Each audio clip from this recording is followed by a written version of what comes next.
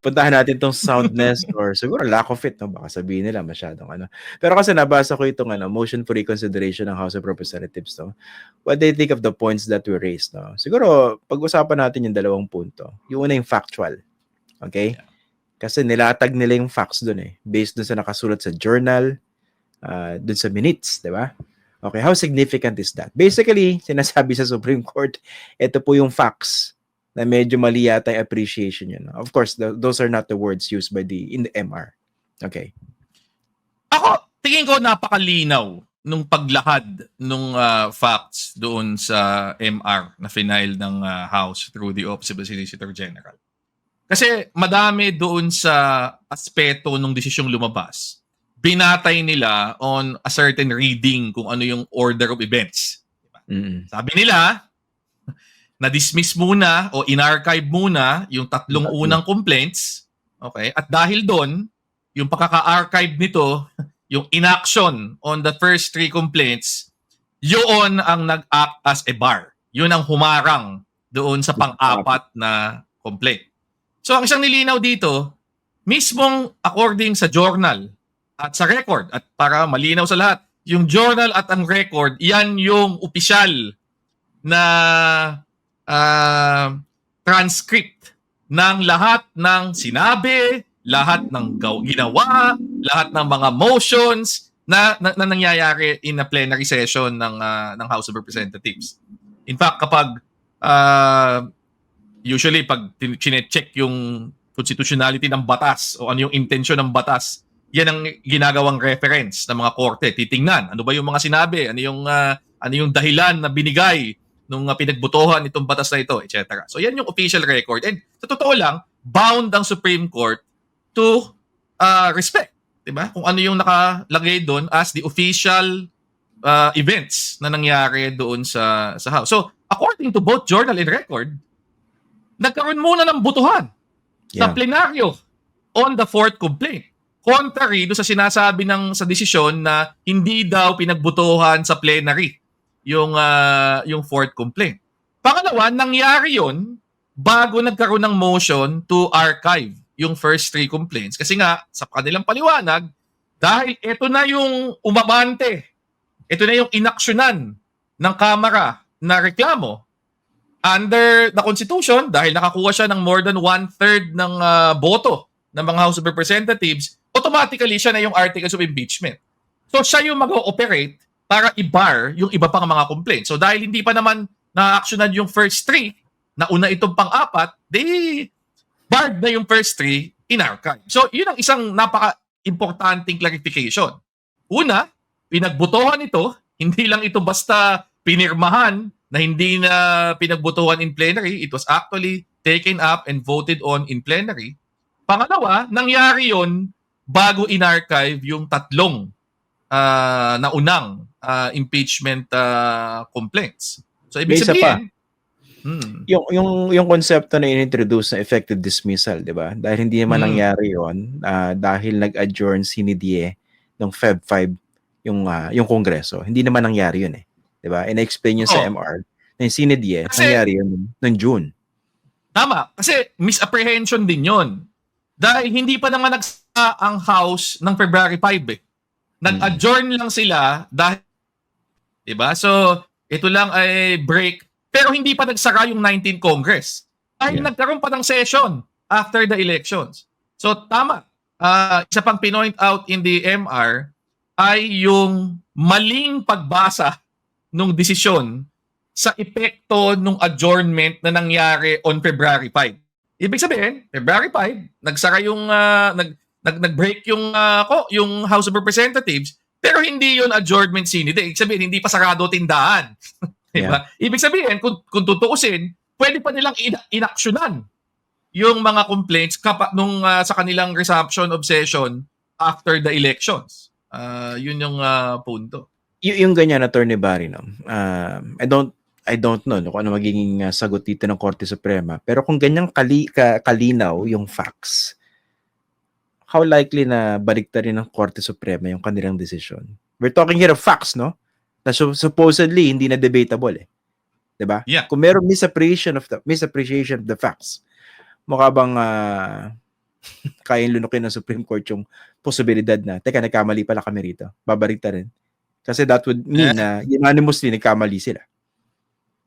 Actually, interesting yon na malaman. Kasi sa totoo lang, wala akong naaalalang parallel na parang merong desisyon na facts pa lang, maling-mali yung appreciation doon sa lumabas na desisyon. And dito crucial yung facts eh. Dahil yun ang sinasabi nilang sukatan kung bakit nag-apply yung 1-year bar rule. Diba? Kahit i-set aside mo, kahit na sabihin mo na tanggapin mo na yung kanilang bagong definition ng ibig sabihin ng initiate. Diba? Nasabi nga nila, kapag inaction, equivalent to initiation, iba pang usapan kung tama ba yun o hindi. Pero nangyari pa rin una yung pinagbutuhan na fourth complaint bago nagsara ang tindahan at sinasabi nyong through inaction deemed initiated yung first 3 complaints. So ewan ko, either, gagawin lang naman nila dyan is this either, iibahin nila uli yung teorya, sasabihin nila na, hindi, kapag may ganyang inaction na sinadya ng House, i-retroact namin to the time of filing. Pwede nilang sabihin yon. Theoretically. Hindi ba parang iniba mo yung rules of the game na nagsisimula na yung game? Iniba na naman nila yung rules of the game Di ba? Ngayon parang, pa lang Di ba? So, parang gumagalaw yung goalpost Di ba? Exactly. Hindi ko sinasabi meron sila pinoprotektahan, no? Pero kung ganyan na mangyari, parang gumagalaw yung goalpost Teka, saan ba ako mag-shoot? Or sasabihin nila na okay, mali kami, pero unconstitutional pa rin dahil due process. So pupunta sila doon sa second part. Puntahan natin yung issue ng due process, no? Paki-educate nga kami mga bobo. Okay. Doon sa Bill of Rights, no? Ano ba yung application ng due process na yan? 'Di ba? Kasi sinasabi ng mga eksperto, hindi namin alam 'to kasi bobo kami. Yung life, liberty and property. Liberty, property. Okay. Ay, nagpapanggap lang po ako matalino, no? Pero hindi ko po alam yung Bill of Rights. Hindi po tinuturo sa eskwelahan yun kaya bobo lang kami. Okay. Hindi ko nabasa yun. Tsaka hindi siya understandable sa aming mga mangmang no? So kailangan talagang i-chat GPT yan. Tapos, actually, sinabi ko nga, chat GPT, can you explain as if you're explaining this to a 5-year-old, the Bill of Rights under the Philippine Constitution. Doon ko lang medyo na-gets. Pero nga itatanong ko po muli sa inyo, no? Dahil kayo po eksperto rito. Again, kami po mga hamak na bobo lang. Okay, yung bang due process concept na yon at reality, applicable ba yon dito sa isang public official na mataas? Kaya nga kasama siya sa mga impeachable officials sa ating konstitusyon. Congruent ba yung konsepto under the Bill of Rights ng due process dito sa impeachment proceedings as applied by the Supreme Court? Okay, may several points yan. Una, ang basis ng due process is Article 3, Section 1. No person shall be deprived of life, liberty, or property without due process of law. Ibig sabihin lang, hindi ka pwedeng parusahan, babawian ka ng buhay, ng kalayaan, ibig sabihin ka, papakulong ka, o kaya kukunin ng iyong ari-arian na hindi ka nagkakaroon. Para sa drug war yan. Pero that's another topic. Okay. Siyempre, iba yung human rights na. Iba yung human rights sa Tama. Na hindi ka dadaan sa due process of law. Ibig sabihin, due process, simply put, opportunity to be heard. Diba? Yun yun. Meron kang pagkakataon na ipagtanggol ang sarili mo. Diba? Unang punto, madaming desisyon ang Korte Suprema na nagsasabi na ang public office, ang pagkakaupo sa isang pwesto sa gobyerno ay hindi property. Okay. At klaruhin natin, pag impeachment na pinag-uusapan, walang ibang parusa kundi tatanggalin ka sa pwesto. Okay? At siguro, dagdag, pwede kang i-perpetually disqualify. Hindi ka na pwede maupo sa anumang pwesto sa gobyerno. Pero, hindi ka papatayin, walang execution, walang life at risk, hindi ka ikukulong dahil sa impeachment, so walang liberty question. So, ang tanong lang, meron bang property? Pag kinuha ba yung iyong pwesto, property yun? At madami na desisyon ng Korte Suprema sinasabi, public office ay hindi property.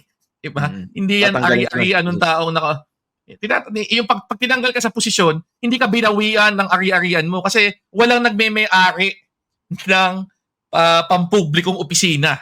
Okay, yun yung point. So, isang question dito, bakit in-apply yung due process under Section 1, Article 3 sa isang sitwasyon na ang usapin ay tungkol sa fitness ng isang tao for public office. Hindi naman siya pinaparusahan, hindi naman kinukuha ang kanyang ari-arian.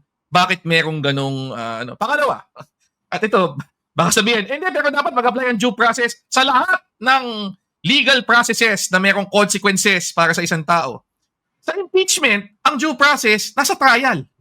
Di ba? Senado. Hindi naman as pag in-impeach siya ng House, tapos na tatanggalin niya siya sa pwesto Hindi Actually, simula pa lang yun. Sa lingwahe nga ng konstitusyon, ang kapangyarihan ng Kamara ay to exclusive power to initiate, di ba? Impeachment. Ibig sabihin, simulan. So, simula pa lang yun. Yung pagsampa ng articles of impeachment sa Senado ay simula pa lang nung proseso. Magkakaroon pa ng isang buong trial na dapat ginawa nung Senado forthwith, agad-agad. Okay. At sa trial na yun, may pagkakataon na humarap yung taong ini-impeach, di ba? Magpresenta ng kanyang depensa, sagutin yung mga ebidensyang ilalabas laban sa kanya, at nakita na natin yan sa mga nakaraang impeachments, di ba? Hindi naman ito unang impeachment, di ba? And sa requirement ng due process more generally, di ba? Ibig sabihin, kung pagkakataon lang para ikaw ay makasagot, di ba? Makapagbigay ng depensa, yun. Hindi mo pwedeng tingnan yung impeachment bilang magkahiwalay na process yung House and Senate. Isang buong proseso yan na nagsisimula sa House at nagtutuloy at natatapos sa Senado. Di ba? Yun yung punto. So, hindi ko actually maintindihan kung ano yung due process concern dito. Kasi makakapagdepensa naman si VP Sara, at sa mismo aware doon. Sinasabi nga niya diyan ako haharap and it will be a bloodbath. Pangatlo, ito yung it's one thing to say, okay, may requirement ng due process. It's another thing to say na yung requirement ng due process na yan, ang ibig sabihin, kailangan ito ang gawin ng House at nag-prescribe sila ng 7 bagong procedural requirements. Kasama na dyan yung dapat yung ebidensya naka-attach na doon sa complaint. Dapat patunayan ng mga kongresista na nagkaroon sila ng sapat na oras kapag usapan at pagmuni-munihan itong mga ito. Kahit na may 1/3 na boto na, kailangan pasagutin pa rin ang in-impeach na tao. Kahit na sinasabi ng konstitusyon mismo na kapag meron ng 1/3 vote, immediately, yun na yung articles of impeachment at iakit na kagad sa Senado. So ang punto lang dito, parang ginamit yung isang very, very broad principle, due process. And para mag-prescribe ng mga bagong requirements, bagong kailangang gawin sa Kamara na hindi ginagawa in any other impeachment. Hindi naman to unang pagkakataon na ulitin ko lang yon. At sa mga nakaraang nangyari, walang ganyan. Walang ganyang dinaanan, walang ganyang mga at iniwan sa House of Representatives yung kapangyarihan na gumawa ng sariling rules niya para sa impeachment. Alinsunod sa konstitusyon. Binibigay sa kanila yung kapangyarihang yon. So, yun yung medyo isang issue na ni-raise din doon sa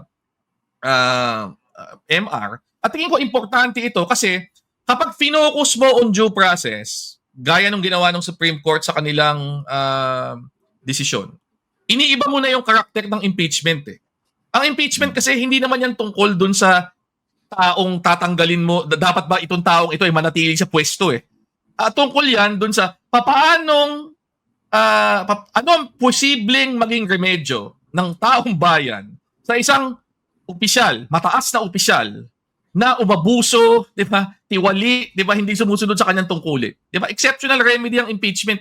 Hindi naman lahat ng mga public officials subject sa impeachment. Bilang na bilang lang yan. Presidente, Vice Presidente, Supreme Court Justice, Ombudsman, member ng Constitutional Commission. Bodies. So, exceptional yan na remedy para nga pag may mataas na pwesto tapos gumagawa ng katiwalian, mayroong proseso para maprotektahan yung interes ng taong bayan.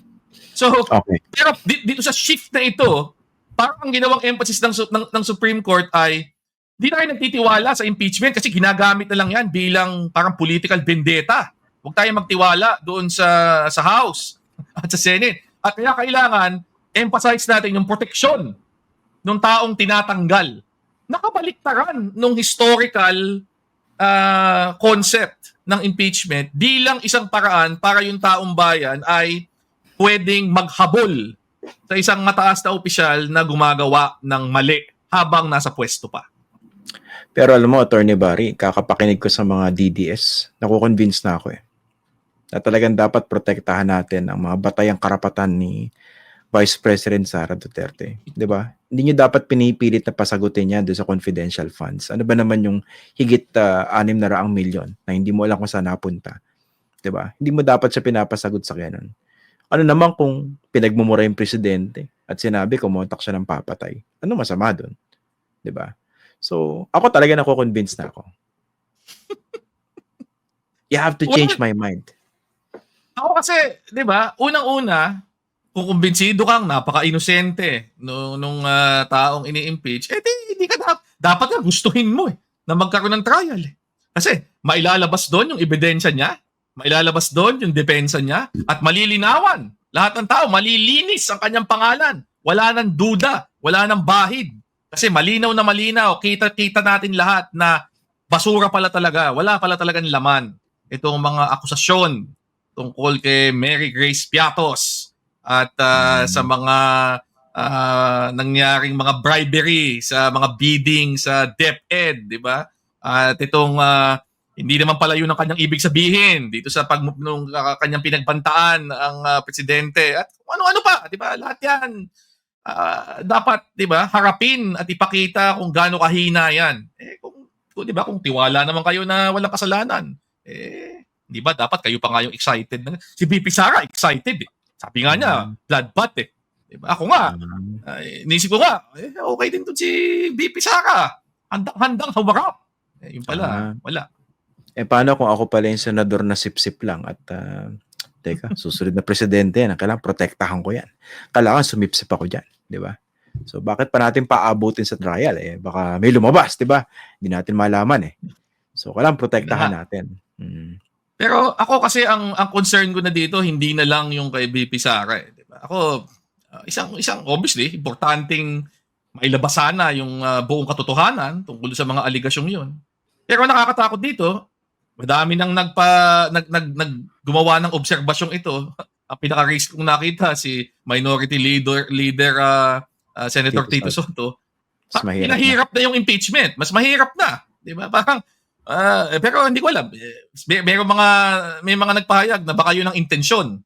Kasi, huwag natin kalibutan, yung Supreme Court, subject din sila sa impeachment.